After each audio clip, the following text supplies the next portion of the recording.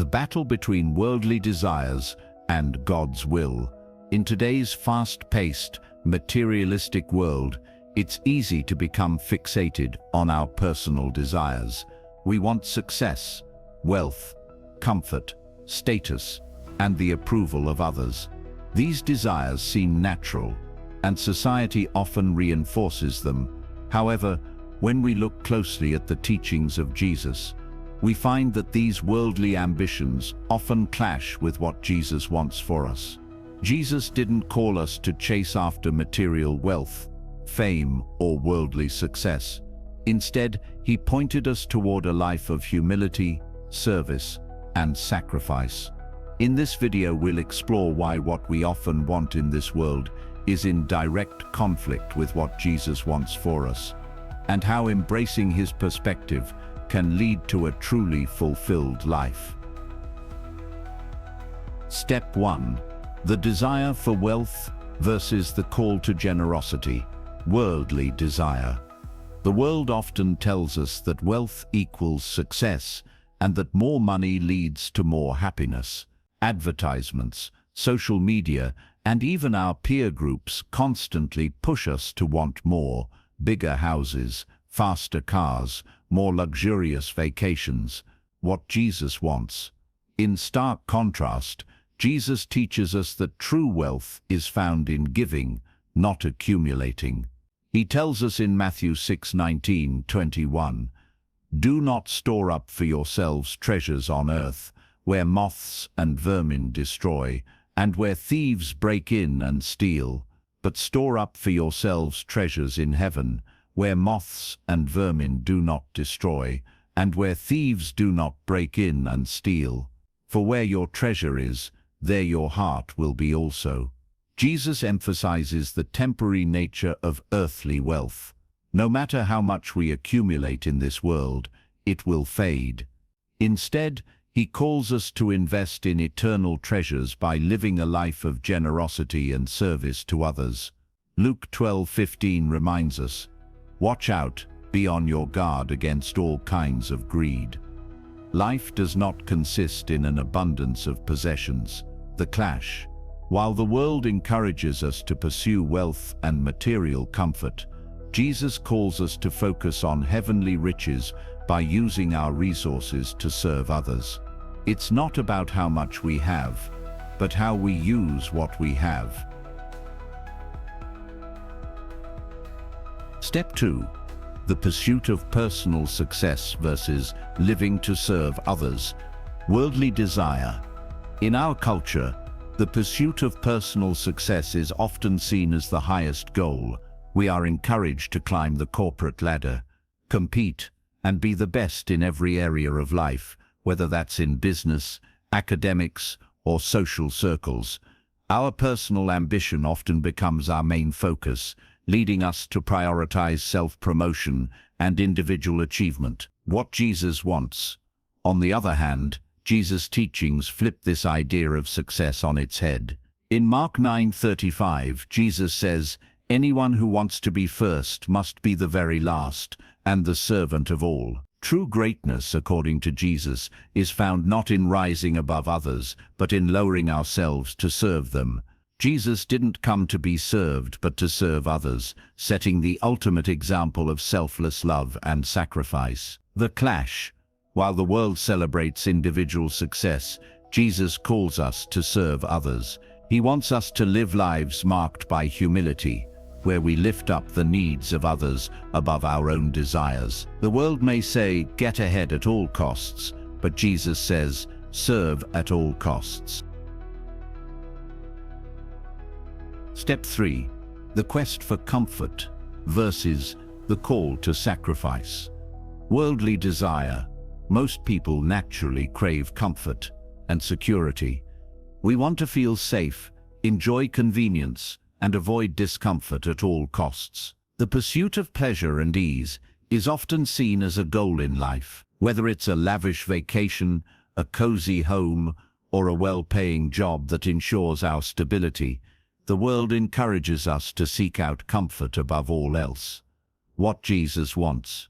Jesus, however, calls his followers to a life of sacrifice and self-denial. In Matthew 16:24, Jesus says, "Whoever wants to be my disciple must deny themselves and take up their cross and follow me." Jesus himself lived a life of sacrifice. He didn't seek comfort or worldly success. Instead, he endured suffering for the sake of others. The clash. While the world encourages us to seek comfort and avoid hardship, Jesus calls us to a life of self-sacrifice. His way is not about avoiding discomfort, but about living with purpose, even in the face of hardship. The pursuit of comfort can often be a distraction from the greater purpose Jesus calls us to fulfill. Step 4. The desire for approval versus living for God's approval. Worldly desire. Society places a lot of emphasis on public approval. We seek validation from others, whether it's from our peers, our family, or even social media followers. The desire for recognition, fame, or social status often drives our decisions and actions. What Jesus wants, Jesus, however, warns against seeking the approval of men over the approval of God. In John 5:44, he asks, "How can you believe since you accept glory from one another, but do not seek the glory that comes from the only God?" Jesus teaches that our worth and value are not determined by what others think of us, but by God's approval. The clash. The world pushes us to seek recognition, to build our personal brands, and to please others. Jesus, on the other hand, calls us to live for God's glory, not our own. When we seek his approval above all, we find a sense of peace and purpose that worldly recognition cannot provide.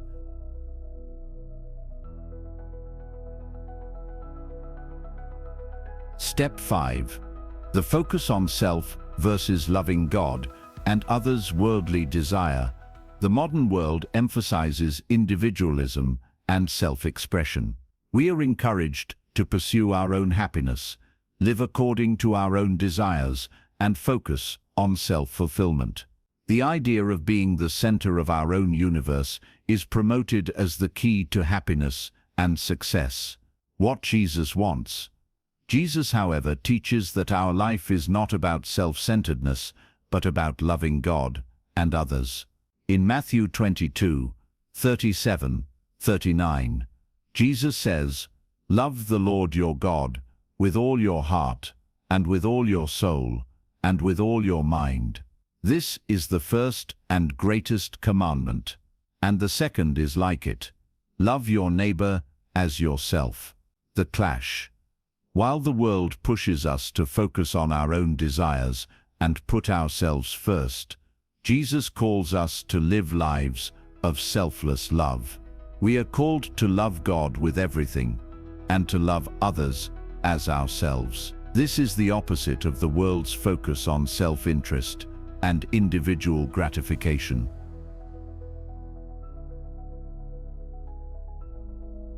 Step 6.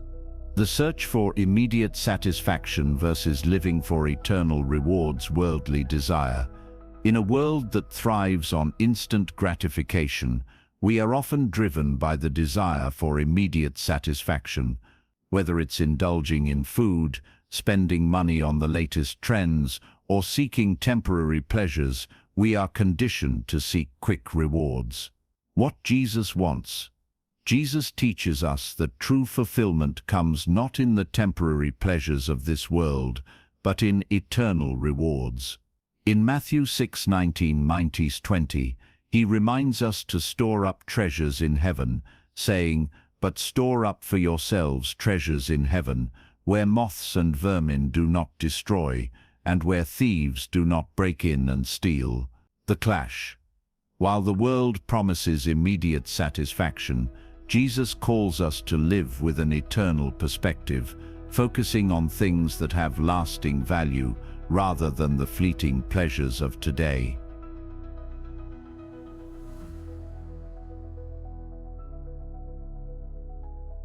Conclusion.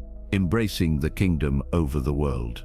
So, Why do what we want in this world so often go against what Jesus wants? Simply put, it's because our desires are often rooted in worldly values, while Jesus calls us to embrace a countercultural lifestyle, one that values humility, service, sacrifice, and eternal rewards over temporary success and comfort. Jesus teaches us that the kingdom of God is not about material success, but about living with love, humility, and a focus on eternal things. When we choose to follow Jesus, we are choosing to live a life that often contradicts the values of the world. But in the end, we will discover that living for God's will brings the deepest fulfillment and purpose.